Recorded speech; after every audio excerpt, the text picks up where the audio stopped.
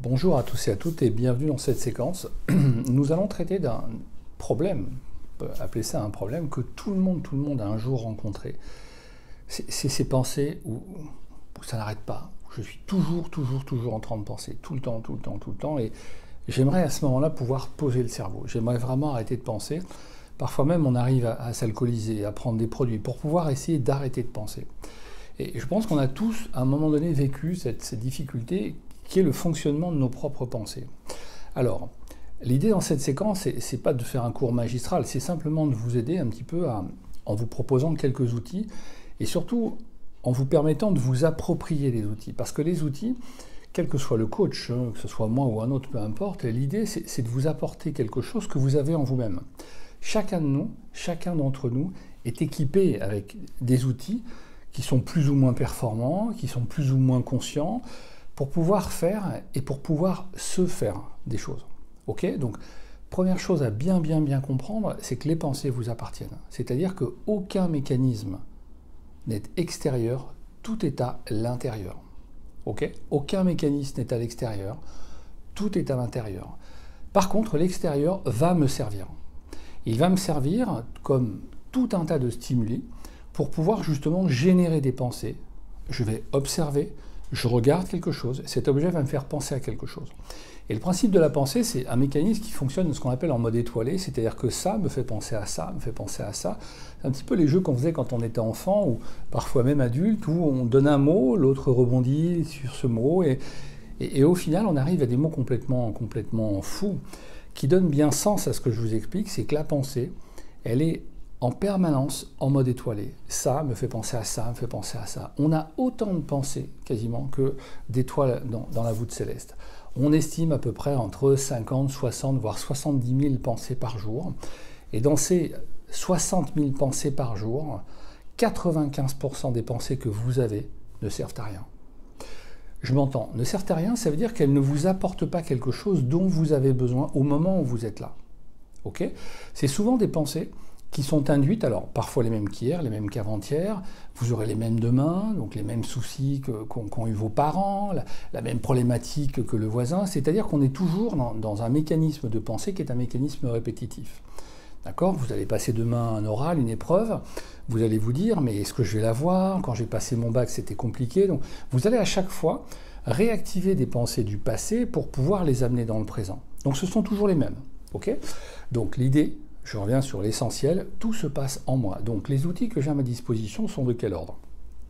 Première chose, je sais que 90% à peu près de mes pensées ne servent à rien, 90-95% ne servent à rien, au sens où elles ne m'apportent rien sur le tout de suite maintenant. Parce que, vous l'avez certainement compris, le principal handicap que j'ai, c'est d'être dans le présent. D'accord ? Si je vous dis, par exemple, quelles sont vos peurs ? Essayez d'imaginer la peur la plus monstrueuse, celle que vous avez.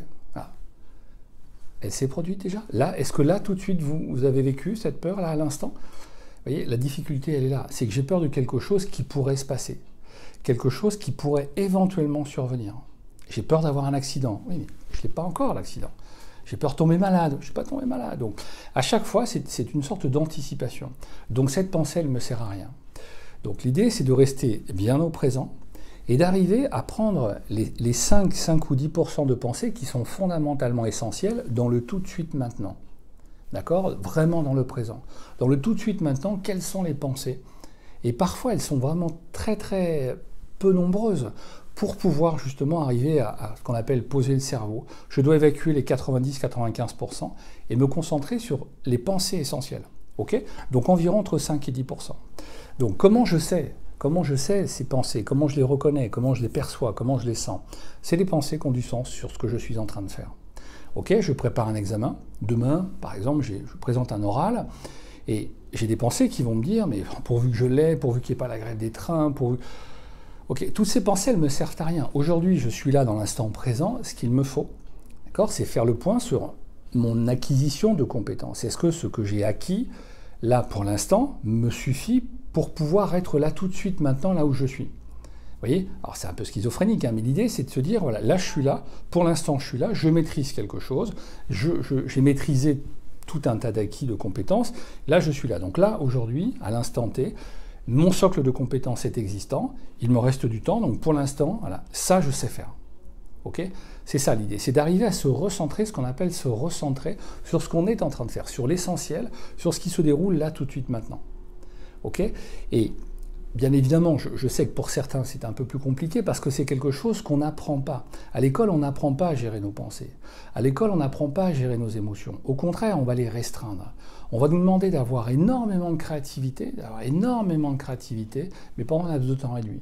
C'est-à-dire qu'à l'école, quand vous êtes à l'école, vous avez une activité art plastique, vous allez la faire, et puis après on vous demande de la stopper parce que vous passez en cours de maths, et en cours de maths, il ne faut pas être créatif. Donc, malheureusement, on n'apprend pas à l'enfant, à l'ado, à l'adulte, on n'apprend pas à créer, on n'apprend pas à se servir de ses outils intérieurs, à la fois ses émotions et à la fois se servir des pensées. Donc on est obligé de le faire une fois qu'on est plus grand, adulte, dans la mesure, effectivement, où c'est quelque chose qui a du sens pour nous, parce que vous avez des milliers, voire des millions de personnes qui ne vont même pas se poser la question, parce qu'ils vivent, mais ils subissent leurs pensées. Si je vous demande à quelle pensée vous êtes en train de faire référence, là tout de suite, concrètement, à quoi vous êtes en train de penser? Vous allez me dire peut-être, je ne sais pas, vacances, ok. Maintenant, si vous vous posez la question du pourquoi vous êtes en train de penser à ça, pourquoi vous pensez à quelque chose, vous êtes en train de me regarder, vous êtes peut-être en train de faire autre chose, mais pourquoi vous pensez à cette pensée-là précisément? Vous voyez, le fait simplement de se poser la question déjà interroge. Pourquoi j'ai cette pensée? Pourquoi d'un coup je suis au volant de ma voiture et d'un coup je pense à une de mes filles, je pense à une tarte aux fraises? Pourquoi je pense à ça? Alors que là, rien ne prédestine à ça. Et pourtant, notre système de pensée fonctionne de manière totalement cohérente. C'est-à-dire que le fait d'imaginer, par exemple, de penser à une de mes filles, c'est pas un hasard du tout. C'est que quelque chose dans l'environnement, on va dire spatial, une musique, quelque chose, m'a fait réactiver une pensée.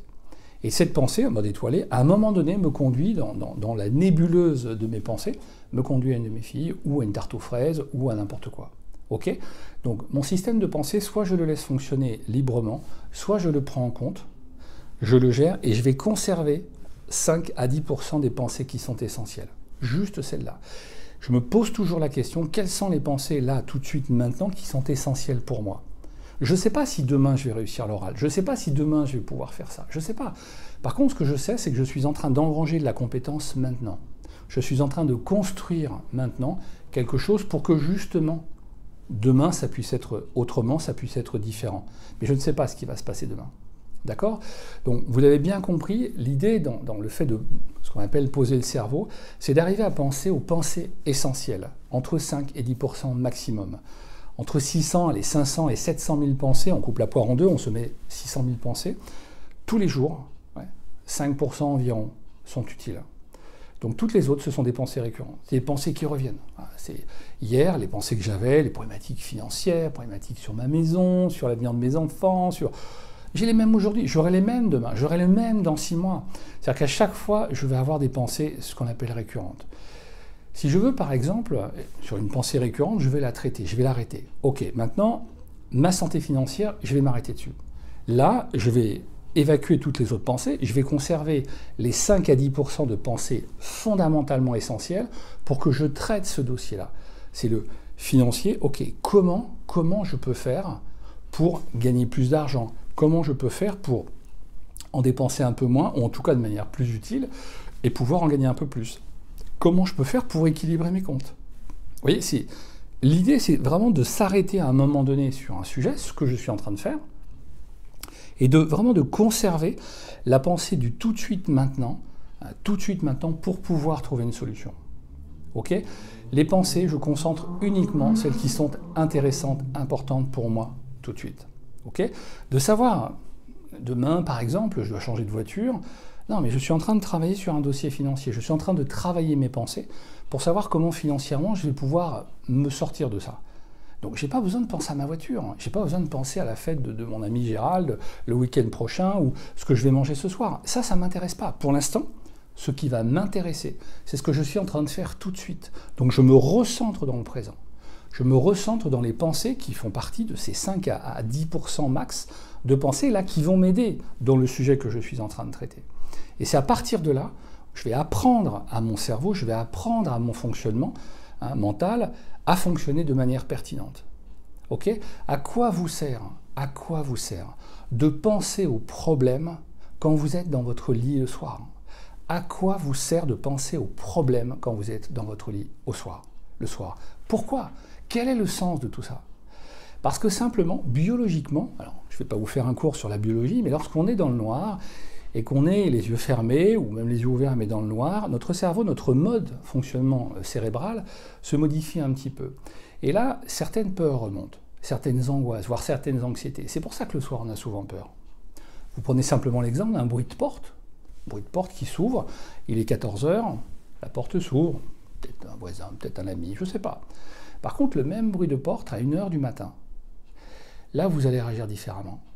Pourquoi? Parce que le soir, tout devient plus sensible, plus, on va dire, presque fragile. Vous voyez, lorsque le téléphone sonne à 14 heures et qu'il sonne à 1 heure du matin, vous n'avez pas la même réaction. Pourquoi? Parce que justement, le soir, mon système biologique, mon système cérébral ne fonctionne pas tout à fait de la même manière. Donc, l'idée le soir, je vais me coucher, je pose mes pensées. Je pense à un problème de travail, ok, je verrai demain. Je le mets sur la table de nuit. La table de nuit, elle sert à ça. Je pose tout ce que j'ai à poser, le verre d'eau, mes bijoux, un monde entier pour ceux qui en ont. Je pose tout ça. Mes pensées, elles vont là aussi. Elles vont là aussi. Vous savez, aux enfants, ce qui est intéressant dans mes thérapies avec les enfants, je leur apprends à mettre une boîte à pensée, une boîte à chaussures, ils écrivent dessus boîte à pensée, ils peuvent la colorier, ils la mettent au pied du lit, et avant de se coucher, ils vont vider toutes les pensées dessus. Toutes les mauvaises pensées, les bonnes, ils mettent tout dedans, et le lendemain matin, ils le récupèrent. Alors oui, c'est une métaphore, mais notre cerveau fonctionne toujours de manière métaphorique. Toujours de manière métaphorique. C'est-à-dire qu'on se crée des représentations des choses. Nos peurs sont des représentations. La perception de nous-mêmes est une représentation. Et quand mes pensées s'agitent, quand elles deviennent de plus en plus importantes, de plus en plus envahissantes, je suis dans une perception d'envahissement. Je n'arrive plus à penser. Et je vais le verbaliser, donc je vais m'agacer. Plus je m'agace, et moins je vais pouvoir penser de manière objective. Donc le soir, lorsque je me pose dans le lit, je fais cet exercice. Quels sont là les 5% de pensées qui sont utiles? La première chose que je vais faire, je vais me remercier. Donc la gratitude. Je vais me remercier de cette journée que j'ai passée. Ça peut là aussi vous sembler surprenant, mais on ne passe pas assez de temps à se remercier. On ne passe pas assez de temps à se dire « je suis fier de moi, je suis content de moi ». Par contre, on est capable, lorsqu'on va au stade, voir des garçons jouer au football, ou lorsqu'ils tapent dans une balle et qu'ils mettent un but, là on est capable de sauter en l'air. On est capable de faire les choses les plus extraordinaires, parce que simplement, il a entré une balle dans une cage. C'est extraordinaire de constater ça. Et à l'inverse, lorsque vous avez fait une journée de travail où vous avez vraiment bossé, je pense notamment aux infirmières, je pense notamment à ces gens qui passent leur vie à donner de leur temps, à donner Et le soir, elles repartent chez elles. Elles sont, comme le matin, identiques. Elles arrivent, elles repartent identiques. Pourquoi? Parce que simplement, la gratitude, on ne nous apprend pas ça. Donc le soir, dans mon lit, je m'envoie de la gratitude. Je me remercie d'avoir fait, d'avoir passé cette journée. Je revisite rapidement, 2-3 minutes, même pas, parfois même 1 minute, je revisite tout ce que j'ai fait de bien dans ma journée. Ce que j'ai fait de pas bien, ce que j'ai pas fait, ce que j'aurais pu faire, ça m'intéresse pas, ça fait partie des 95 autres % de pensées. Donc je verrai ça demain. Demain, je reprendrai les choses. Pour l'instant, je vais le soir m'endormir avec ces 5 à 10% de bonnes pensées. La gratitude, je me remercie. Ok? Ensuite, je vais travailler sur la respiration. Faites de la méditation. La méditation simplement par la respiration. Le fait de vous concentrer sur votre respiration et l'expiration, vous relâchez votre corps. Créez une relation avec vous-même qui soit une relation affective, gentille, respectable et respectueuse. Souvent, les gens se parlent mal. Souvent, les gens ont du mal à parler d'eux avec gentillesse, ils parlent souvent avec dégoût, avec... Voilà. Vous voyez, donc c'est vraiment la façon de vous parler est importante. Et par ce travail de respiration, de gratitude, vous allez tranquillement vous endormir. Ok? Parce que ça fait partie des 5% de pensées qui vont être utiles à ce moment-là. D'accord? Donc, pour résumer, ayez toujours à l'esprit les pensées qui vous sont utiles, là où vous êtes, dans l'instant où vous êtes. Le demain, le tout à l'heure, je ne sais pas. Par contre, maintenant, ce que je sais, ça représente dans les pensées à peu près 5%, 5 à 10%. Okay, je me concentre sur les pensées utiles maintenant, là où je suis, là où j'en suis, et ce que je sais, toujours dans le présent. Toutes les autres pensées, vous les laissez passer. Même si elles viennent, vous les laissez passer, ça m'importe peu cette pensée-là. Vous laissez passer cette pensée et vous revenez sur la pensée ou les pensées, les 5 à 10% qui sont essentielles tout de suite. Demain, je verrai. Pour l'instant, là, je suis dans mes 5 à 7% de pensée. Ok ? Le soir, la gratitude. Remerciez-vous. Remerciez-vous. Vous prenez ces pensées, 5 à 10% encore de bonnes pensées. La respiration, un peu de méditation. Voilà, et vous vous relâchez. Ok ? Voilà, j'espère avoir été assez précis malgré tout, effectivement, même si on a un temps assez court, mais vous avoir donné assez d'outils. N'hésitez pas à m'écrire si vous en avez l'envie, le besoin, ou même critiquer un petit peu, donner votre avis sur ces vidéos. Je vous souhaite une bonne journée et je vous dis à très bientôt. Au revoir.